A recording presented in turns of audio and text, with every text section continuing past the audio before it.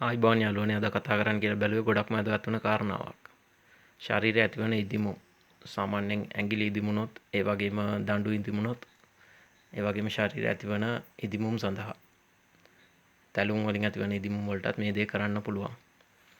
දැන් අපි බලමු මේක කොහොමද හදාගන්නේ සහ මේකට අවශ්‍ය අමුද්‍රව්‍ය. මේකට අවශ්‍ය වෙනවා කහ වියලි කහල. ඒක ඕගොල්ලන්ට ගන්න පුළුවන් බේත් කඩවල වලින් ලබා ගන්න පුළුවන් වියලි කාහල. ඒ වගේම තමයි කෝමාරිකා ජෙල් එක.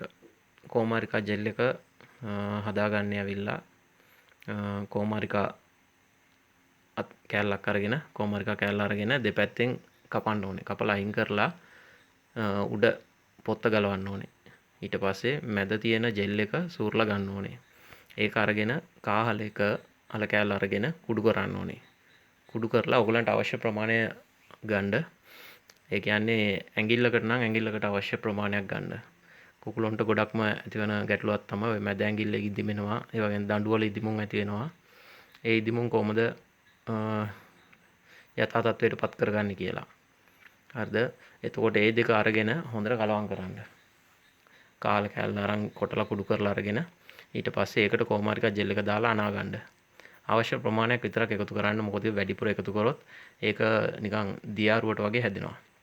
ඒ හින්දා පේස්ට් එකක් වගේ හදාගෙන ඒ සතාගේ ඉදිමුම තියෙන තැනට ඒක තියලා බඳින්න. ඕක දවස් 4-5ක් විතර කරනකොට ඉදිමුම බහැලා යථා තත්ත්වයට සතාපත් වෙනවා. ඒ වගේම වේදනාව අඩු වෙන්න සතාට වේදනානාශක බෙහෙත් දෙන්න. සතාගේ වයසයි බරයි අනුව ඒ මාත්‍රාව නිසි පරිදි සකස් කරගන්න.